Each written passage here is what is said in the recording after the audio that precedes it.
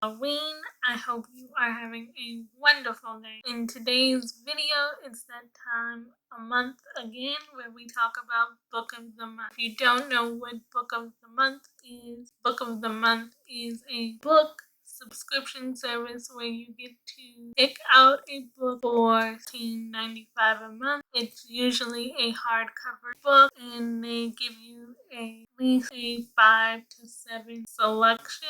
In your add-on, you can add up to 2 extra a month by paying an additional fee. In Book of the Month, do have free shipping. If you would like to be a part of Book of the Month, I will have a referral link in the description box that will get you your first month of Book of the Month for $9.99. The referral link will get me 1 book credit. So let's talk about November's book. First up, we have a contemporary fiction. The contemporary fiction is called We Are the Light. It is by Matthew Quick. Quick take from this book is, in this moving tale of hope and redemption, an unlikely film production brings together a small town racked with grief. I'm always intrigued because I feel like lately I've been reading a lot of books about grief, relationships, and all those sorts of things. Lately, those things have intrigued me,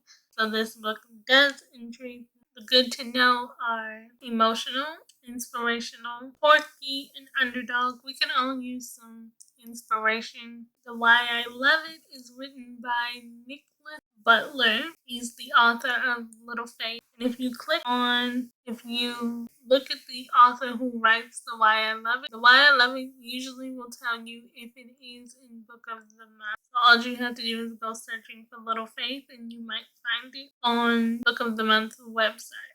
There aren't many novels like Matthew's Court, We Are the Light, being published right now. The best art is not trendy, but rather trend-setting and original. This remarkable novel explores the themes of community, forgiveness, kindness, and yet the dark violence seems to be inherited in the American experience. But it's a true politics in favor of humanity. Ignore easy answers in favors of hard-won redemption. At the center of the book is a very traumatized man, Lucas Goodgame. Lucas has been exposed to something horrifying and the loss of his beloved wife, and he's mourning. However, he is despitely trying to find sure footing around. Surrounding Lucas is a cast of characters as diverse as the beautiful as America itself, who slowly but surely finds its way to help each other grieve and heal as a community. We live in a sharply divided country where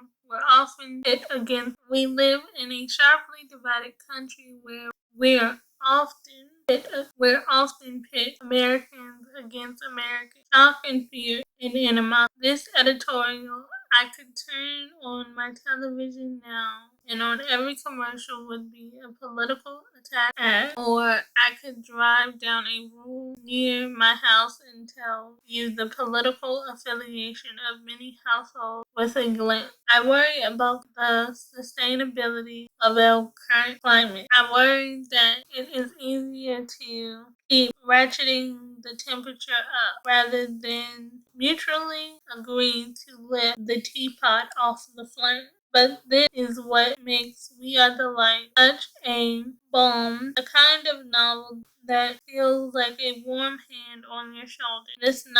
So many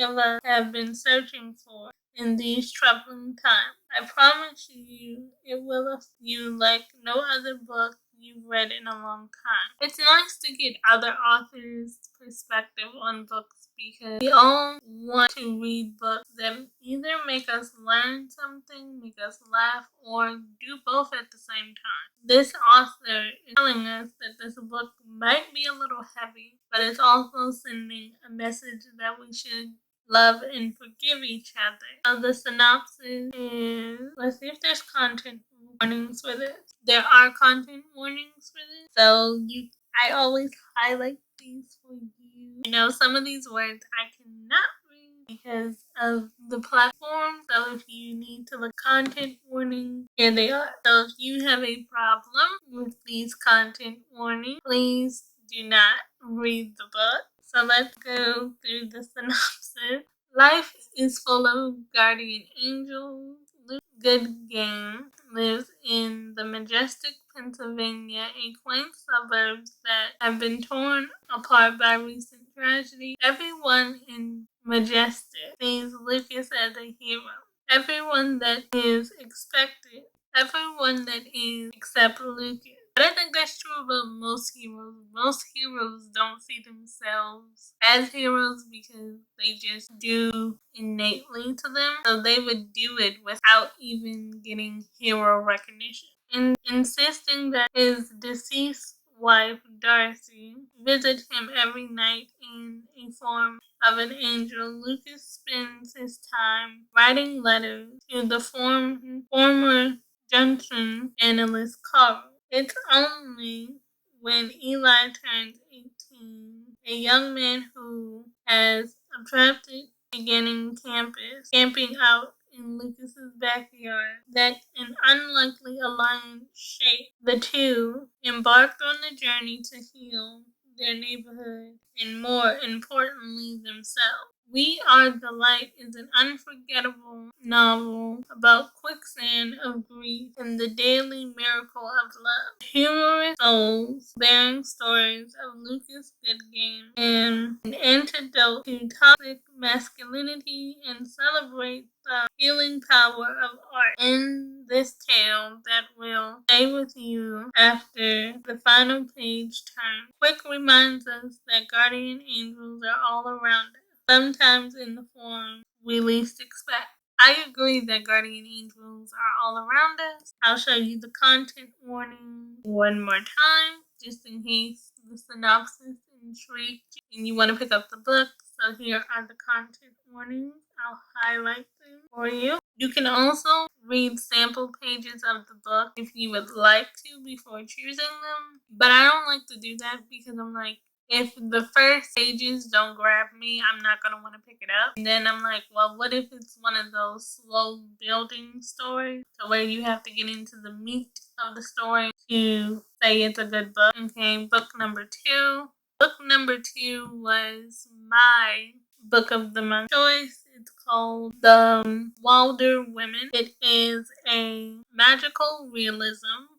I don't read, so I was trying to break out of my reading box. I usually stick to romance. Every now and then I'll pick up a different type of genre, but romance is my favorite. So I thought I would pick up a new genre. So this is a magical realism.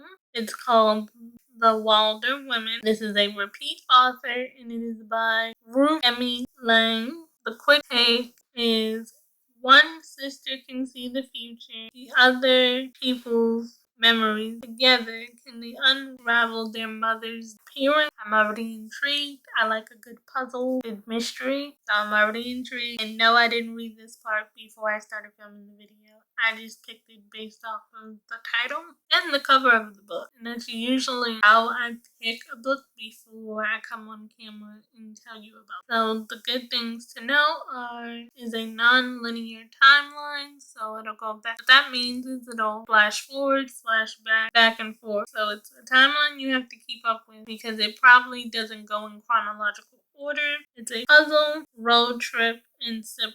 The Why I Love It by Lori Nelson Spiedman is how you say her last. She has a book on Book of the Month, and when the mouse over is highlighted, and her book is called The Star-Crossed Sisters of Tuscan. Sounds interesting. Why are they star-crossed? It says, I'm a sucker for puzzles and word games. I feel her on this. I love puzzles. I love Sudoku. I love the word. So I agree. I'm with her on that. I love linking clues and letters or cardboard in hope of reaching a satisfying conclusion. The same holds true for my most beloved novel. For me, the best book includes some sort of mystery to unravel, and that's exactly what The Wilder Women delivered, and then some. The Wilder sisters have been estranged. Their mother disappeared 5 years ago, but then they return. But then they reunite. When Zaddy and her Finn graduation. During Finn experience a perplexed Echo, a supernatural gift that allows her to experience other people's memories. If you experience other people's memories, here's my question. Does that make you an empath? I know an empath is about feelings, but memories are based off of feelings. So I wonder empath, as well as she can experience other people's memories, which I'm trying to think, would that be cool or would that be hard? I think a little bit of both. This echo makes Finn more determined than ever to find their mother. Plagued with guilt and her own psyche, Zaddy reluctantly agreed. The two of them set off on a magical mystery road collecting colorful characters and cypress clues along the way in hopes to finally solving the mystery that's haunted the years. What happened to their mother? That night, she disappeared. Anyone who ever lost someone they love feels the sisters' pull towards a place they've never been. Their longing for something just beyond their grasp, and relentless desire to love, protect it, and hold. The Wilder Woman is an exquisite story of magic, spirituality, bond, and maternal ties. Defeatedly embedded with a touch of supernatural. Ruth Emmy Lang's dazzling imagination, along with her ability to bring that vision to life on the page, left me utterly spellbound. The synopsis. 5 years ago, Nora Wilder disappeared. The older of the two daughters, Zaddy, should have been 5 years ago. Nora Wilder did. The older of the two daughters should have coming because she can literally think coming, but not even her psychic ability were able to prevent their mother from vanishing one morning. Zaddy's estranged younger sister can't. Zaddy's estranged younger sister Finn can't, but she has an uncanny good memory. She's so good that she remembers not only her own memory, but can echo other people have left behind. On the afternoon of her graduation party, Finn is seized by an echo. More powerful experience. A woman singing a song she recognized, a song about a bird. When Finn wakes up alone in Avery with no idea how she realized who the memory belongs to, Nora. Now it's up to Finn to convince her sister that not only is their mother out, but she wants to be found. Against Zaddy's better judgment, she and Finn the highway using Finn Echo to retrace Nora's footsteps to uncover the answer question that has been haunting them for years. Why she leave? The more time Finn spends in their mother's past, the harder it is for her to return to the present, to return to herself. As Sadie feels her sister starts to wane, she will have to decide what length she is willing to go to find their mother, knowing that if she chooses wrong, she could lose them both for good.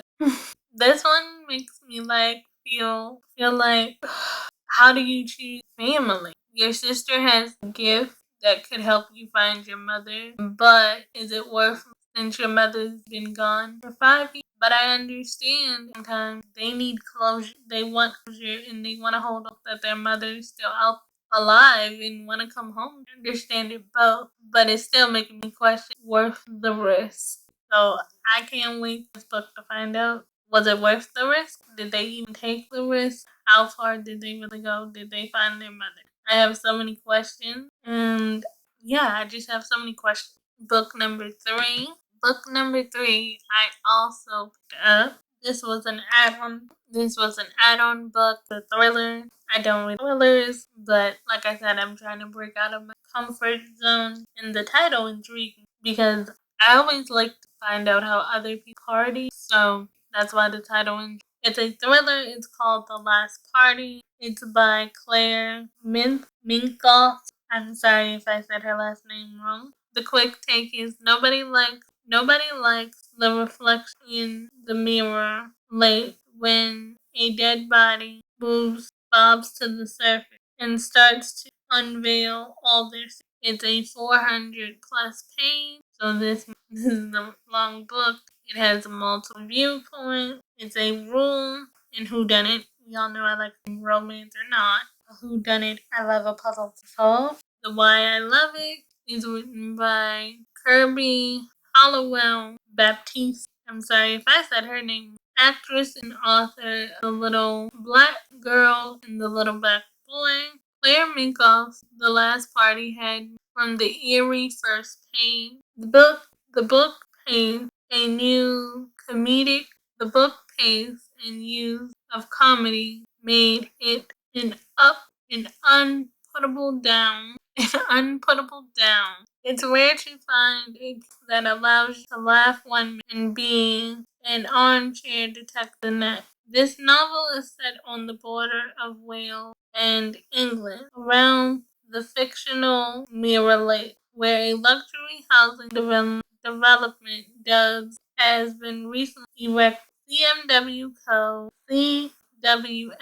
Co. is a sleeping and seemingly peaceful town. Then, on New Year's, a body turns up in the lake. I found myself impressed by the structural device and coffee used in writing chapters from a different character POV. Ooh, I love.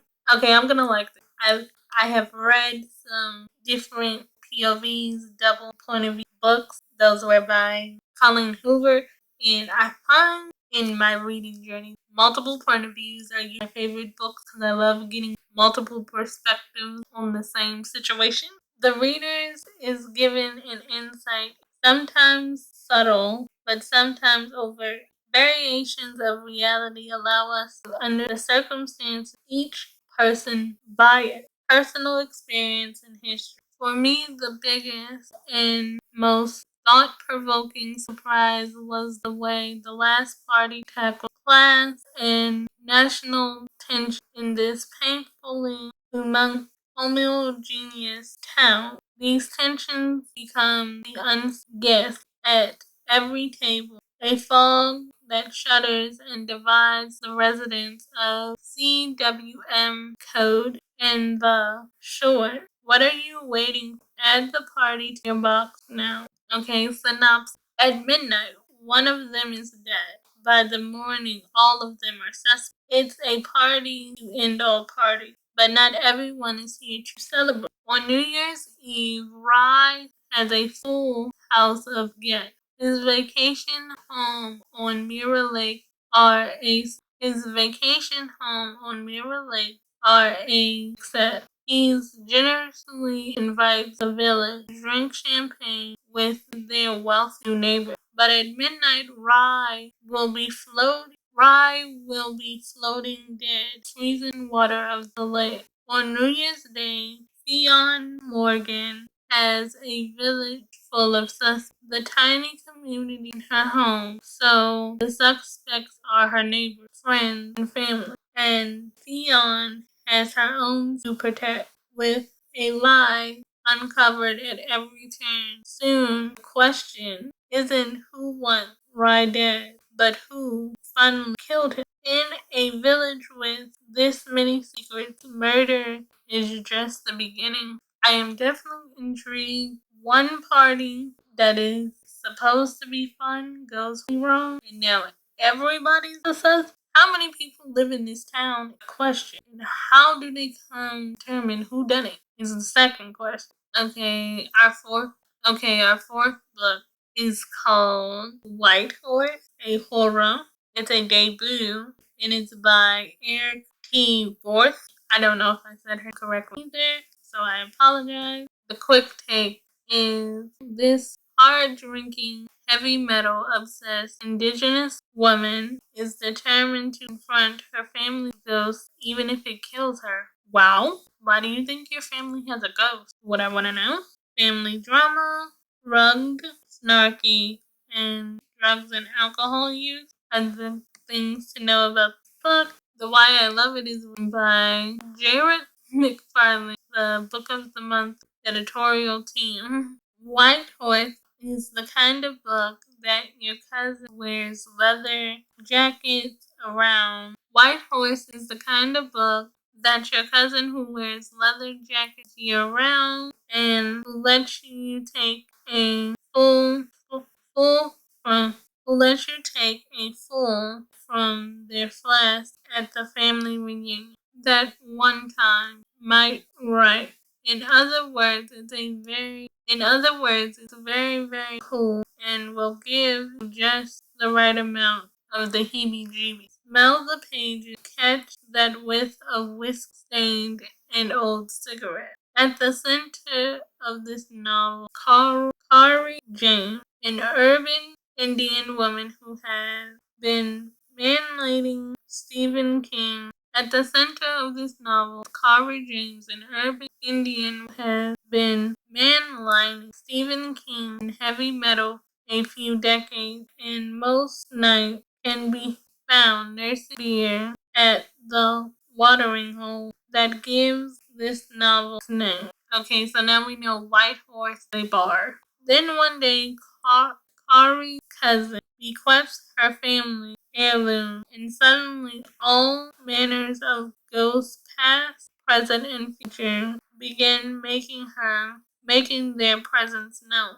This turn of events sends Kari on a hunt for answers. More importantly of all, why her mother disappeared when she was a child. Erica T. Worth has written a book that is every bit as fear and complex as the monsters that populate your imagination. More, she has shown the way that wounds, personal familiarity, and societal festers grow when hidden. Perhaps the scariest thing is our own history, but like white might just be the tool we need to properly front and ward off the unwelcome spirit. Okay, there's a content warning. I'll show you the content. Look over the synopsis here. And here is the content warning highlighted. Get a better look at it. So please read the content warnings book. Content warnings are important just to are triggered by certain things. Synopsis. Some people are haunted in more than one way.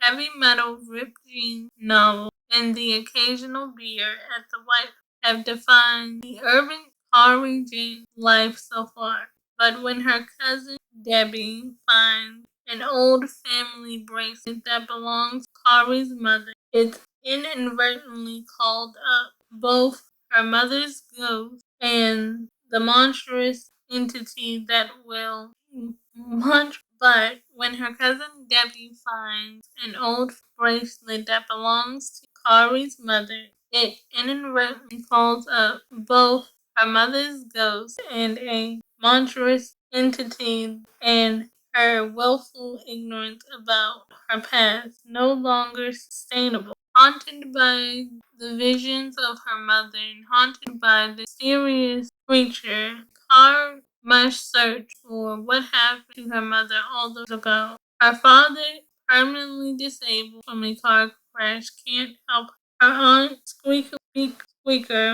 aunt Squeaker seems to know something, but isn't eager to give all at once. Debbie's anxious to help, but her controlling husband keeps her from getting in the way. Cora's journey toward a true longing, denied by both her family and law enforcement, forces her to confront her dysfunctional relationship, thoughts about a friend she lost in childhood, and her desires, the one thing she always wanted but could never have. So once again, I'll show you the content warning, which is here. We have one more book. Okay, the cover of this book is gorgeous. I love the color, the pattern. The book is it's a literary fiction. It's called Someday Maybe. It's a debut by Oni Nembe.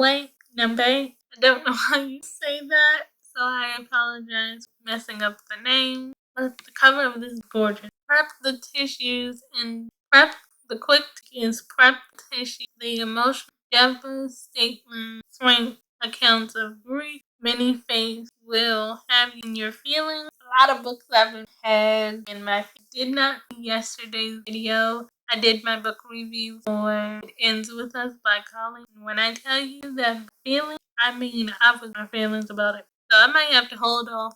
I don't know if I can do enough heavy. So I will probably add this to my TBR to read at a later date if it's really that heavy. I don't know if I can handle another book right at the moment. Okay, the good to know is heavy read is a slow build. Yeah, I like when people tell you that it's a slow build because sometimes if I don't know the slow build, I get frustrated because I want to get stuff and I stop reading. It's not in because it's slow build. There's nothing wrong with the book. You just have to keep telling yourself if it's a slow build, it will get better. It's sad and serious. So if it's that heavy, I'm sure the content you have one. Yes, they do. Here's the content warning. So please read the content warning before you book. Okay. So the Why I Love It by Zoe Axelrod. Hoping I said that name right. If I did not, I apologize. She is the author of The Girl, The Stars in Her Eyes, and be found on Book of the Month. It says, Dear Book of the Month reader, consider this your warning from me to someday maybe will break your heart over and over. Oh yeah, I'm gonna have to put the book in the TBR right now if it's gonna break my heart. I can't take another heartbreaking. But you will keep reading because it is a beautiful vessel, soul cringing pain that can lead catharsis. Grief is a fickle beast, and Uni Nembe has caged it with her gorgeous prose in this devastating witty debut. Ooh. So, it says, Eve has suffered the unmatched. Okay, I'm gonna say if you don't want to hear about grief, click off this part of the video. There's your warning. What I'm about to read is about. So if grief is affecting you and it is a trigger, please click off now. I do appreciate you watching up until this point, but if you do not want to hear about, please click off the video now. Eve has suffered the unimaginable. In the aftermath, her husband, S, I'm not gonna say the word, but see it on the screen. S, she's adrift in an ocean of guilt. She's drowning in familiar buckling under the anger she struggles to keep bottled inside. It is a cocktail of emotions that is thoroughly unprepared to handle. She's doing her best, but her best isn't measuring. Not for her well-meaning, not for her mother-in-law blamed for the loss of her only son, and not for Eve herself. Desperate for the space to breathe, or even to remember how to. Eve pushes away every. At the time you will. At the time you'll want to shake her and remind her that the people who love her has her best interests at heart. You will also want to pull her loved ones aside to tell them that everyone experiences sorrow differently. Despite Eve's despair, her battle with despite Eve's despair and her battle to redefine her place in the world, this novel is ultimately about her and the resilience of the spirit. It is about family. The ones were born. The ones were born. The ones we find along someday maybe celebrates the transformative power of love's heart and will stay with you long after you turn the final page. The synopsis says, a stunning, witty novel about a young woman's emotional journey through the unimaginable loss, along by a tight Nigerian family, a pose of new friendships and love left she shared with her husband. Here's 3 things you should know about her. Here's 30 things you should know about my husband. He was the great love of my life despite tensions for incommunicado. He was, as far as I and everyone else could tell, perfectly happy, which is significant because on New Year's Eve he committed, I'm gonna say S, the word S, and here's the thing you should know about me. I found him. Bonus fact, I'm not okay. Yeah. I wanna cry. I want to cry reading. I want to read this book. I will not be picking up this month, but I will add it to the TBR as a reminder. So to add it to the R that's on Book of the Month, just click this little mark here and it'll add to your TBR. So if you are the type of ATR, if you don't know what a TBR is, it stands for read. I usually show you guys the R. Oh, I unclicked the button. I usually show you guys my TBR every month, which I haven't in the last 2 months, but my TBR will be coming for November. I have a physical TBR of books that I have in my collection, then I keep a TBR of the month to remind me to come back. But I told you I picked up 2 add-ons this month, and I'll show you what the other one. It's actually a book from last month's selection. It's actually a book from October's selection. It's this one right here. It was another thriller. This was the second add-on. It's called Family. It's by Catherine Settleman. It's called The Family Game Thriller. And I'll show you if there's a content for this. There's no content, but as I described in my in October's Book of the Month choices, this is basically like Jumanji to Life based off of the synopsis. If you don't know what Jumanji is, a movie about a bring to life. And that's basically what this is kind of like. So I did add that. So guys, let me know down in the comments what book you are reading. Did you pick up anything from Book of the Month? You want to sign up for Book of the Month? My link. And let me know what you guys are currently. What I am currently. It starts with us. It's the second Ends with Us series by Colin Hoover. If you want to know my thoughts on Ends with, check out yesterday's video. It's called Ends with Us. So remember, I'm always thinking of you, sending my love, and bye for now.